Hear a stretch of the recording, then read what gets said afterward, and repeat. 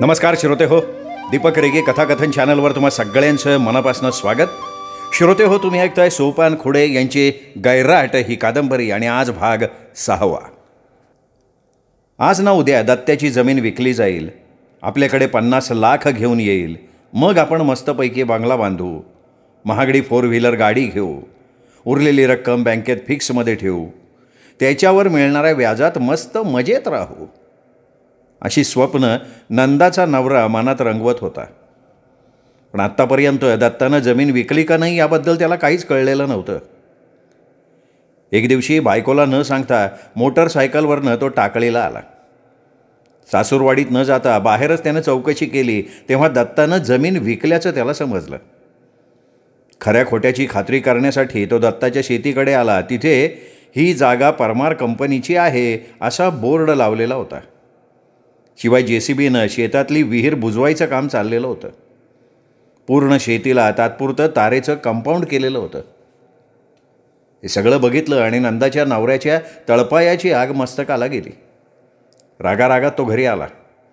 आल्या आल्या नंदावर ताव धरला. बघितलं का, तुझा भाऊ कसा घोड्याच्या पोटचा आहे.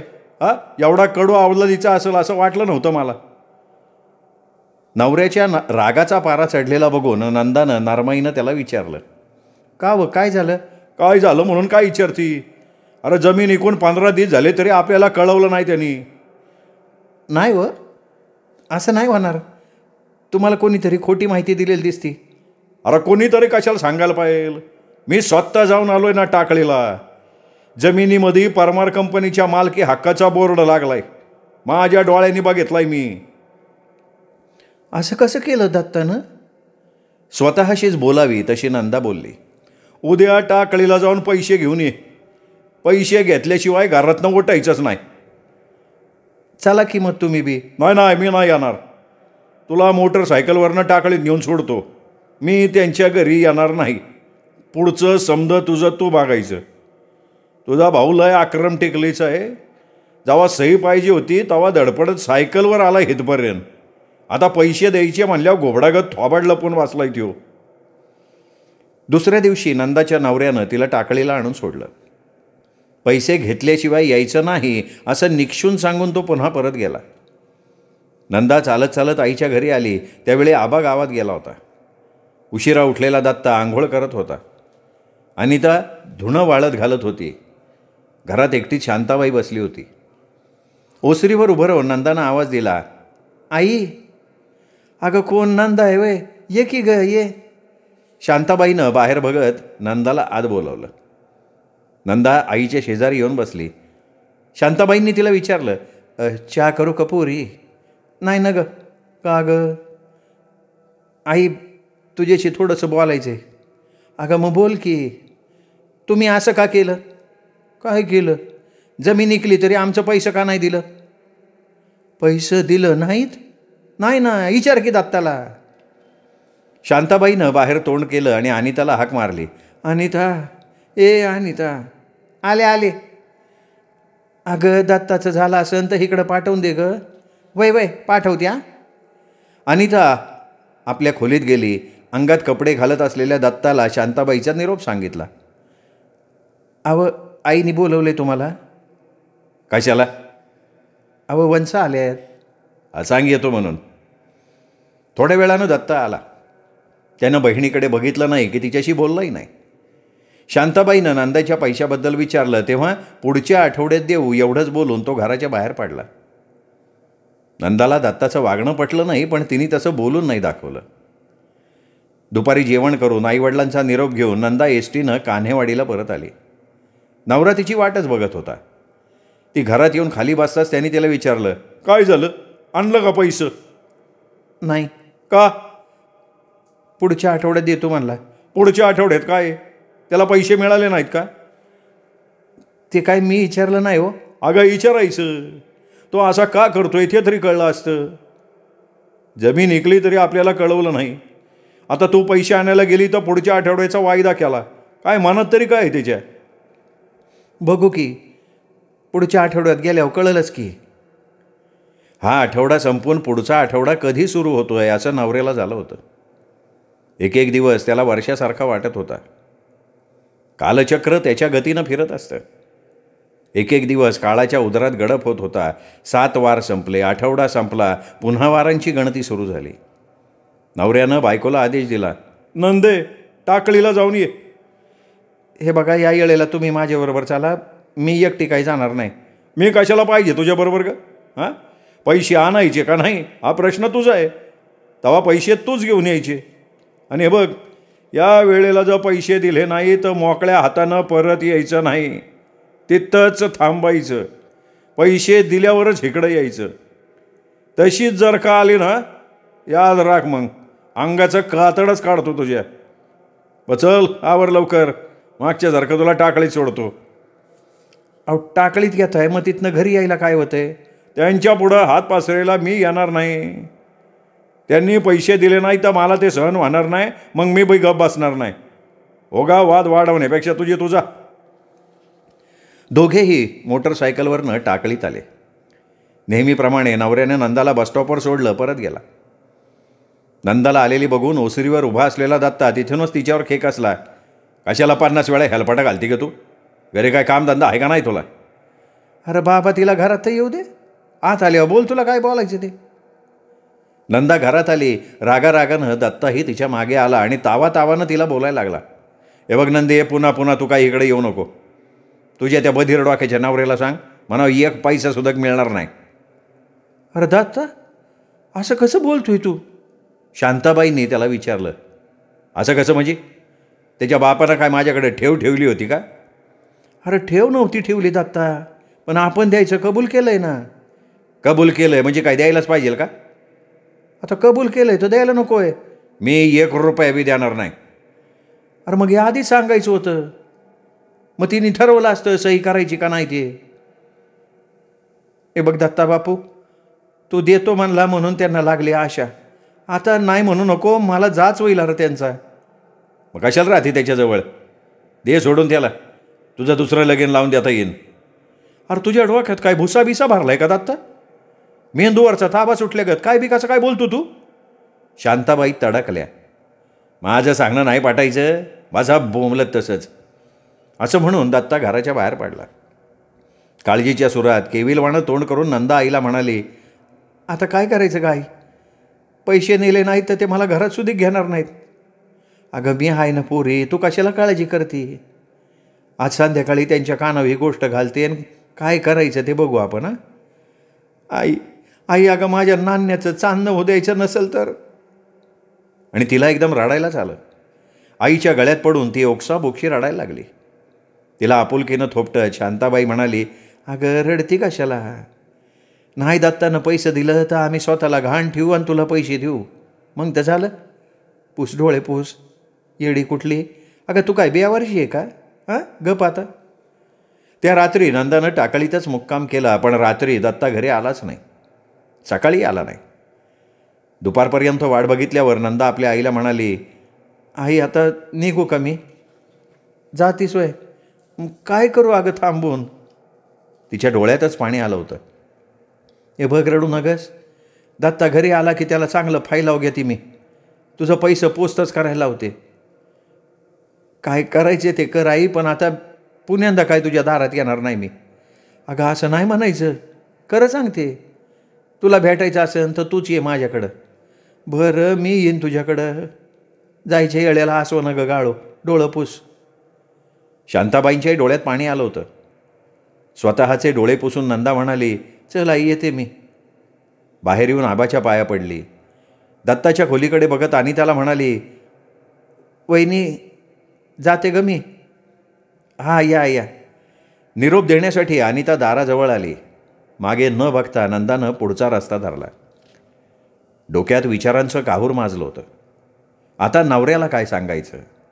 सांगितलं तर त्याला पटेल का? आपल्याला तो घरात घेईल का हाकलून देईल? विचारांच्या तंद्रीत ती एसटीत बसली.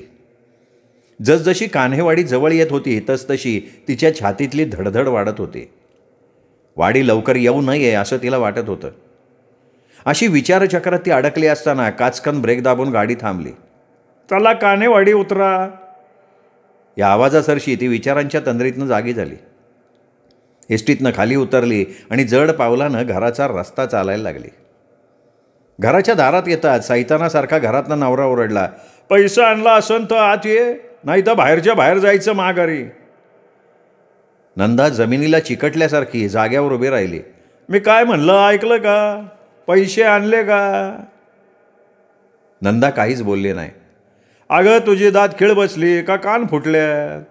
फॉबाड वर करून सांग ना काय झालं ते. पैसे आणलेत का नाही? नंदानं नकारार्थी मान हलवली तसा नवरा पिसाळल्यागत तिच्या अंगावरच धावून आला. मग तू कशाला झक मारायला आली का इथं? हां, तिकडं थोबाड काळं करायचं होतं ना स्वतःचं. आईला तुझे, चल हो इथनं चालती. असं म्हणून त्याने तिला 2-4 फटके आणले. अहो मी काय केलंय तुमचं? ते देत नाही त्याला मी काय करू? तुला सांगितलं होतं ना पैसे घेतल्याशिवाय येऊ नग म्हणून. मग आली का तू परत? का आली बोल? पुन्हा तिच्या तोंडावर फटके बसले. चल चालती हो इथून, आरामखोर. भावाची बाजू घेऊन मला फसवती. दणादणा कंबरड्यात लाथा घातल्या तशी ती खाली पडली. केसाला धरून उठवत पुन्हा तिच्या पाठीवर लाथा मारल्या. बघे मंडळींनी फुकटचा तमाशा बघायला गर्दी केली होती, पण कुणीही पुढे येऊन तिची सुटका केली नाही. नवऱ्याने तिला फरफटत रस्त्यावर आणली. तिचं रडणं ओरडणं चालूच होतं, पण नवऱ्याला तिची दयामाया येत नव्हती. रस्त्यावर ढकलून त्याने तिला तंबी दिली. तुला कुठं जायचं तिकडं जा, परत तुझा थोबाड मला दाखवू नको. चल हो चालती. असं म्हणून पुन्हा एकदा त्याने तिला लाथ आणली आणि बडबड करत तो घराकडे गेला. नंदा उठली. रडत फुंदत मोकळे सुटलेले केस तिने बांधले. नीटनीटका पदर अंगावर घेतला. पदरानं तोंड पुसलं. दिसणाऱ्या रस्त्यानं ती चालत निघाली. कुठे जायचं कुठे राहायचं तिने काहीही ठरवलेलं नव्हतं. चालत चालत गावाबाहेर लांबपर्यंत आली. रस्त्याच्या कडेला असलेल्या आंब्याच्या झाडाखाली विचार करत उभी राहिली. काहीच सुचेना, मार्ग दिसेना. डोळ्यापुढे अंधार आणि अंधारच दिसत होता. तिने सहज वर बघितलं. डोक्यात भलताच विचार चमकून गेला. फर्रकन तिने साडी फेडली. कासऱ्यासारखा त्याला पिळा दिला. परकराचा काचा मारला आणि ती सर्र सर्र सर्र झाडावर चढली. साडीची एक गाठ फांदीला बांधली, दुसरी गाठ गळ्याला बांधली आणि धाडकन खाली उडी मारली. क्षणार्धात सगळ्याच जाचातनं तिची सुटका झाली. आता तिला आधारासाठी आईची, बापाची, भावाची कुणाचीही गरज उरली नव्हती. अरे तुझ्या बायकोनी नंदानी फाशी घेतली बघ, फाशी, असं कोणीतरी ओरडत दारात आलं. तसा तिचा नवरा गडबडीत बाहेर आला.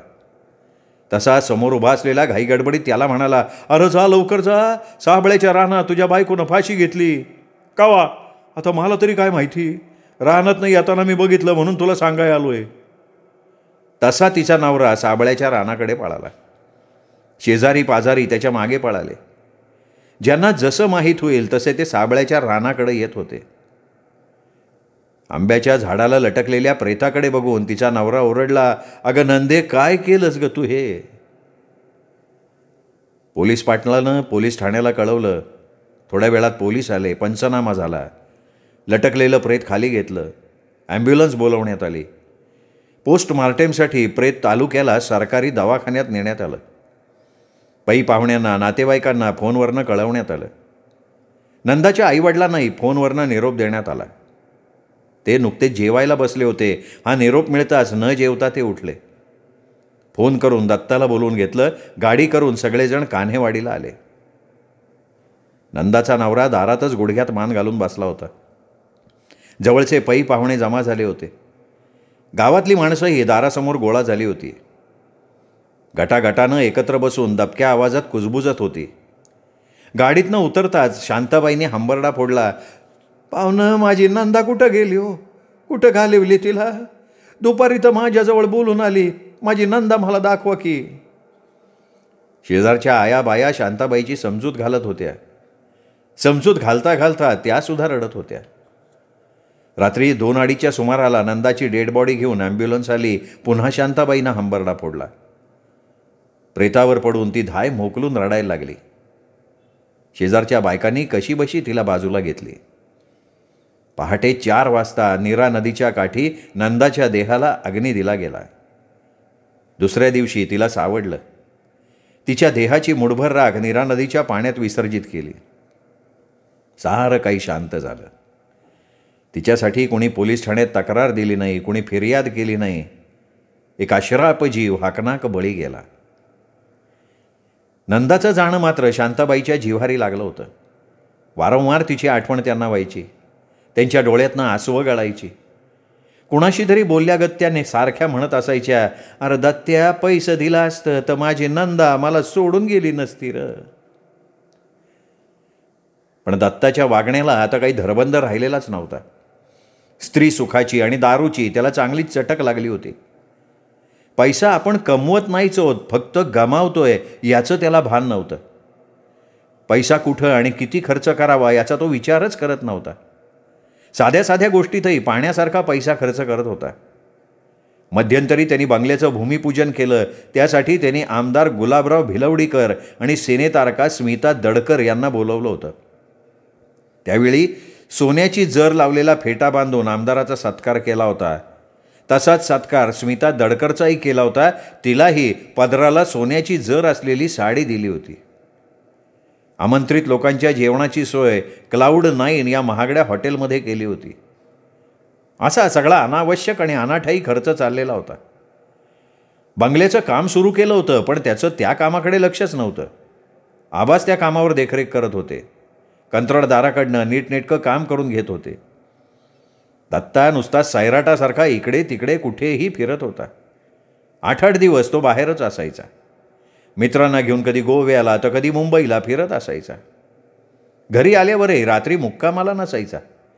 2 रात्री घरी तर 4 रात्री बाहेर, असं त्याचं चाललेलं होतं. त्याच्या ह्या वागण्याला अनिता वैतागली होती. आज मात्र या गोष्टीचा दत्ताला जाब विचारायचा असा तिने ठाम निर्णय करून ठेवला होता. ती दत्ताची वाट बघत होती. नेहमीप्रमाणे रात्री हॉटेलवर मुक्काम करून दत्ता सकाळी घरी आला. दारातच अनितानं त्याला अडवलं. कुणी बोलवलं म्हणून तुम्ही घरी आला हो? कुठं गेला होता? तिथंच राहायचं ना. थोबाड बंद कर. सकाळी सकाळी उगा कटकट नको करू. तिला ढकलून दत्ता आत आला. कुणाचाही धाक नाही म्हणून बिनदाव्याच्या जनावरागत कुठं बी झरड करत हिंडायचं का? तुमच्यापेक्षा जनावरं बरी की. ती तरी संध्याकाळी दावणीला येतात. बिनडोक, जिबेला आवर घाल, नाही तर मोडक्या पितळीवानी तोंड चेंबून टाकल तुझं. असला जोर बाहेर दाखवायचा? तुझ्या पोकळ दामाला घाबरणारी मी नाही. रोज रात्री कुठल्या गटार घाणीत तोंड खुपसून बसतो रे? अरे हे मला विचारणारी तू कोण? मी कोण आहे तुला ठाव नाही वे? लगीन लावताना डोळ्यावर काय पट्टी बांधली होती काय? लय आगाऊपणानं बोलू नको. चल चालती हो घरात ना माझ्या. का? मी काय तुझा हात धरून पळून आली का नाटाबाटाची आहे का म्हणून मी चालती हो? बा झालं, मला काय तुझं ऐकून घ्यायचं नाही. तू इथं थांबायचं नाही म्हणजे नाही. चल हो घराच्या बाहेर चल. असं म्हणून दत्तानं तिला जोरजोरात ढकलून घराबाहेर काढली. आबा, आई, यांना नीट समजून सांगा, हे बघा काय करायला लागले. आबा आणि शांताबाई बंगल्याच्या बांधकामावर पाणी मारत होते. अनिताचा आवाज ऐकून दोघेही धावत ओसरीवर आले. दत्ता अनिताला ओ चालती चल, अजिबात इथं घरात थांबायचं नाही असं म्हणून ढकलत होता. अरे काय झालं बाबा, असं का करतोय तू? आबानं दत्ताला विचारलं. ये मला नकोय, हिला इथं ठेवायचेच नाही. मागं हो रे बाबा, उगा येड्यागत काहीतरी करू नको. आबानं दत्ताला मागे ढकललं. आबा तुम्ही मध्ये पडू नका, तिची मस्तीच जिरवणार आहे मी आज. असं म्हणून दत्ता अनिताच्या अंगावरच धावला. अरे बाबा तुझं काय डोकं बिकं फिरलंय का? एकदा सांगितलेलं कळत नाही का तुला? असं म्हणून आबानं पुन्हा दत्ताला मागे ढकललं. आता जर दात्या पुढं आला ना तू थोबाड फोडला तुझं. आबा, आवाज खाली घेऊन बोलायचा. कुणाचं थोबाड फोडताय? माझं थोबाड फोडल्यावर तुमचं थोबाड जागेवर राहील का? दात्या, मुस्कट फोडू का तुझं? काय बोलतो रे बापाला? दात्याच्या बोलण्यानं शांताबाई पिसाळल्या. अरे हा बाप आहे का साप आहे? कुशाल माझं थोबाड फोडायला निघालाय. लई गंडार लेगत करू नको. तू काय गुण उधळतो मला चांगलं ठाव आहे. तू काय गुण उधळतो ना ते आम्हाला ठाव आहे. ग बसतोय त्याचा चांगला फायदा घेतो की तू. मी मौज मजा करतोय म्हणून तुमच्या पोटात दुखतंय ना? अरे सुक्कळीच्या तुला दारू पिण्यासाठी आणि नाच गाण्यावर पैसे उधळण्यासाठी जमीन विकली वय रे. माझं खाणं पिणं काढायचं नाही. मी पिणार, रोज पिणार. आत्ता सुधीक मी दारू पिऊन आलोय. काय म्हणणं आहे तुमचं? चुतमारीच्या एवढा माज आला वय रे तुला, असं म्हणून आबानं दत्ताच्या कानफाटात लगावली. दत्तानंही त्यांच्या गालावर थप्पड मारली. तशा शांताबाई चावताळल्या. दत्ताला मागे ढकलं, त्याला 2-3 तडाखे लग. मुडदे, बापाला मारतोय रे, तुझ्या तिरडीचा बांबू मोडला, तुझ्या खाऊन माजलाच वैर, वळू बसली मरी आई तुझ्या हो. आणि मग आबाकडे बघत म्हणाल्या, आव लय लागलं नाही ना? आबा बधीर झाल्यासारखे गप उभे होते. शांताबाई दत्ताकडे बघून पुन्हा काढाडल्या. गुणी भूत आहे निसतं, अशा गुणाचा हेस असा आधी कळला असतं ना, लहानपणी तुला मातीत गाडला असता. ए आहे, दोघांनी एकमेकांना मारले, पेट्टंपाड झाली, तू कशाला बडबड करते आता? चपलेनं तोंड सडकीन बघ आता, बिनाकलीच्या. तुझ्यासारखा देवटा माझ्या पोटी जन्माला येण्यापेक्षा मी वांजुटी राहिली असती ना तर बरं झालं असतं. आबा ओसरीवरनं उतरून चालायला लागला होता. अनिताचं तिकडे लक्ष गेलं. ती शांताबाईला म्हणाली, आई आबा कुठं निघाले बघा. तुम्ही कुठं निघालाय? असं म्हणत शांताबाई आबाजवळ आल्या. शांता मला आता हे तर राहायचं नाही. खोल गेलेल्या आवाजात आबा बोलला. गय्याडा विचार करू नका, मी काय तुम्हाला जाऊ देणार नाही. शांताबाईनं आबाचा हात घट्ट धरला. मला अडवू न ग, मी थांबणार नाही, मला जाऊ दे. शांताबाईच्या हातातला हात सोडवून घेऊन आबा वाट चालायला लागले. पण जाणार कुठं तुम्ही? आबाला अडवत शांताबाईंनी विचारलं. कुठं बी जाईन, मसनात जाईन, पण ह्या घरात पुन्हा पाय ठेवणार नाही म्या. नाही, म्या तुम्हाला नाही जाऊ देणार. अगं, जन्म दिलेल्या पोरानं माझ्यावर हात टाकलाय. काय अर्थ राहिला जगण्याला सांग बरं? ह्याच्यापेक्षा जीव दिलेला बरा की. हे बघा, तुमच्या पाया पडते मी, उगा भलता चालता विचार डोक्यात आणू नका. चला घरी चला तुम्ही. मी जिथं असेपर्यंत पोराचं तोंड बघणार नाही. त्यो मला मिळाला आणि मी त्याला मेलो. नका बघू त्याचं तोंड, आपण दुसरीकडे जाऊन राहू. तुला राहायचं तर तू राहा, मी काय थांबणार नाही. मी एकटी कशाला राहू? मी येते की तुमच्या संगट. आबा आणि शांताबाई चालायला लागले. तशी अनिता धावत येऊन त्यांना अडवत म्हणाले, आबा, आई, त्यांच्या चुकीची माफी मी मागते, मला पोरकं करून जाऊ नका ना. अनिताच्या बोलण्यानं शांताबाईचं मन पाघळलं. त्या आबाला म्हणाल्या, पोरीचं ऐका की वाईच. शांता, हे तर माझं कोणी नाही आणि मी बी कोणाचं नाही. तुला यायचं नसेल तर येऊ नको, मी चाललो. आबा वाट चालायला लागले. आबाच्या मागं शांताबाई चालायला लागल्या. त्यांच्या पाठमोऱ्या आकृतीकडे बघत गैवरल्या आवाजात अनिता त्यांना हाक मारत होती, आई, आबा थांबा की. तिच्या आवाजानं शांताबाईची पावलं मात्र अडखळत होती. आबा मात्र थांबत नव्हते.